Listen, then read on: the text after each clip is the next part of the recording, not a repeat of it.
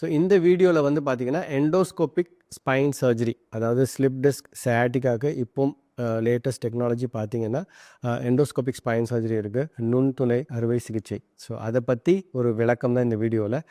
ரொம்ப technical terms இல்லாமல், scientific terms இல்லாமல், ஜஸ்ட் மக்களுக்கு புரிகிற மாதிரி சிம்பிள் டேர்ம்ஸில் இதை எப்படி எக்ஸ்பிளைன் பண்ணலாம் அப்படின்ற ஒரு சின்ன முயற்சி. Let's go to the video.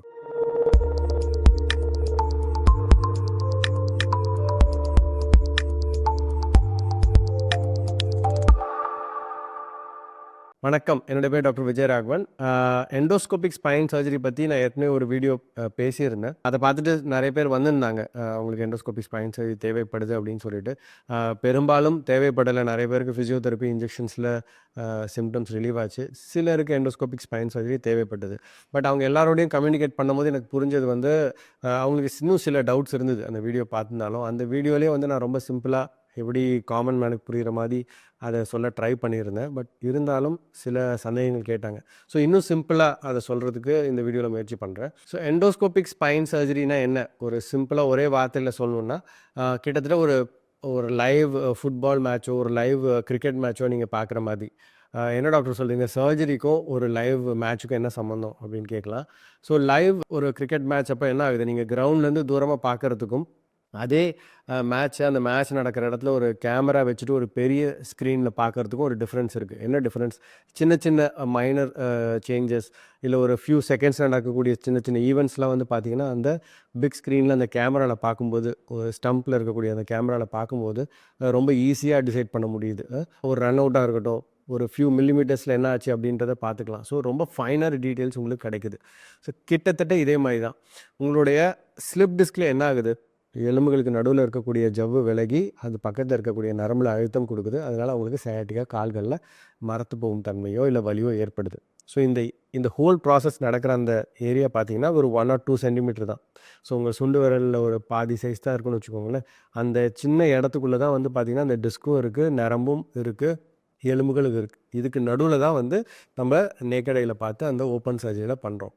So இதே விஷயத்தை இந்த இடத்தில் போய் ஒரு சின்ன ஒரு மைக்ரோ கேமரா வச்சுட்டு அதே ஒரு பெரிய பிக் ஸ்க்ரீனில் நம்ம டிஸ்பிளே பண்ண என்ன ஆகும், அந்த 1 சென்டிமீட்டரில் தெரியக்கூடிய எல்லா ஸ்ட்ரக்சர்ஸும் உங்களுக்கு ஒரு 40-46 இன்ச்சஸ் டிவியில் பெருசாக தெரியும், இன்னும் ஜூம்டாக தெரியும். ஸோ நார்மலாக பார்த்தீங்கன்னா உங்களுடைய ஸ்பைனல் நர்வ் வந்து பார்த்தீங்கன்னா ஒரு 4 மில்லிமீட்டர்ஸ், ஒரு செல்ஃபோன் சார்ஜ் பண்ணுற ஒயரோட ப்ளஸ் மைனஸ் கொஞ்சம் மில்லிமீட்டர்ஸ் இருக்கும். ஸோ அந்த இதை நீங்கள் மைக்ரோஸ்கோப்லேயோ இல்லை ஒரு நேக்கடையில் பார்த்து ஆப்ரேட் பண்ணுறதுக்கும் ஒரு பெரிய ஸ்க்ரீனில் ஆப்ரேஷன் தியேட்டருக்குள்ளே பார்க்கும் பொழுது அதே நேரம் நீங்கள் பக்கத்தில் கேமரா வைக்கும் பொழுது அந்த 40 இன்ச்சஸ் ஸ்க்ரீன் ஃபுல்லாகவும் தெரியுது. அதே மாதிரி இந்த டிஸ்க் விலகின அந்த சின்ன டிஸ்க் ஃப்ராக்மெண்ட்டும் உங்களுக்கு அந்த பிக் ஸ்க்ரீன் ஃபுல்லாக தெரியுது. ஸோ அவ்வளோ பெரிய பிக் ஸ்க்ரீனில் இதை பார்க்குறதுனால என்ன அட்வான்டேஜ்? ஸோ ஏன்னா பேஷண்ட்ஸ் எங்ககிட்ட அறுவை சிகிச்சைன்னு வரும்போது கேட்குற கேள்வி வந்து, டாக்டர் இதில் எவ்வளோ ரிஸ்க் இருக்குது, காம்ப்ளிகேஷன்ஸ் எதுவும் நடக்காது, நரம்பில் எதுவும் பாதிப்புகள் ஏற்படாது, இதெல்லாம் இல்லாமல் இந்த சர்ஜரியை பண்ண முடியுமா அப்படின்னு கேட்டால், ஸோ இந்த மாதிரி எந்தவித காம்ப்ளிகேஷன்ஸ் இல்லாமல் முடிஞ்ச அளவுக்கு கம்மி ரிஸ்கோட பண்ணணும்னா அதுக்கான டெக்னாலஜி தான் இது. ஸோ நம்ம ஒரு விஷயத்தை மிகைப்படுத்தி அவ்வளோ பெருசாக பார்க்கும் பொழுது சின்ன சின்ன ஃபைன் டீட்டெயில்ஸ் நம்ம கண்ணுக்கு தெரியும் பொழுது அண்ட் எரர் ஏற்படுவதற்காகவும் காம்ப்ளிகேஷன் ஏற்படுவதற்கான வாய்ப்புகள் ரொம்ப கம்மி. ஒரு சின்ன ஒரு ஃபியூ லெஸ் தென் 1 mm ஒரு மைக்ரோ ப்ளீட் இருந்தால் கூட அதில் கண்டிப்பாக பார்த்துடலாம், அதை நம்ம கண்ட்ரோல் பண்ணலாம். அண்ட் நரம்புகளுக்கும் டிஸ்க்குக்கும் நடுவில் எவ்வளோ ஸ்பேஸ் இருக்குது, அங்கே எவ்வளோ கேர்ஃபுல்லாக நம்ம போகணும் அப்படின்றதும் வந்து when compared to microscopic surgery or open surgery இதில் வந்து நமக்கு கிளாரிட்டி பெட்டராக இருக்குது.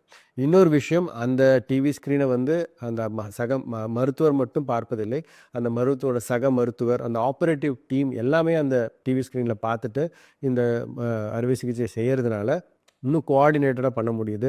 மற்றவங்களோட இன்புட்டும் இருக்குது, அந்த ஸ்டாஃப் நர்ஸாக இருக்கட்டும், ஓடி டெக்னீஷியனாக இருக்கட்டும், சக மருத்துவராக இருக்கட்டும், எல்லோரும் சேர்ந்து கூட்டு முயற்சியோட அந்த டிவி ஸ்க்ரீனில் பார்த்துட்டு அந்த சர்ஜரி பெர்ஃபார்ம் பண்ணும்போது எரருக்கான சான்சஸ் கம்மி. ஸோ பேஷண்ட் எதிர்பார்க்குற அந்த கம்மி ரிஸ்கோட செய்யக்கூடிய அந்த சர்ஜரி வந்து இப்போதைக்கு இருக்கிற டெக்னாலஜியில் எண்டோஸ்கோபிக் ஸ்பைன் சர்ஜரியில் பாசிபிள். இப்போ சொன்ன மாதிரி எல்லா ஸ்லிப் டிஸ்க்கும் சயாட்டிக்காக்கும் எண்டோஸ்கோபிக் ஸ்பைன் சர்ஜரி தேவை கிடையாது.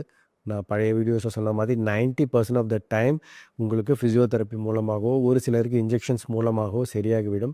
அது அல்லாது பர்சிஸ்டண்ட்டாக ஒருத்தருக்கு பெயின் இருக்குது அப்படின்னா அவங்களுக்கு சர்ஜரி தேவைப்படும் போது endoscopic spine surgery is one of the safest option available now. Thanks.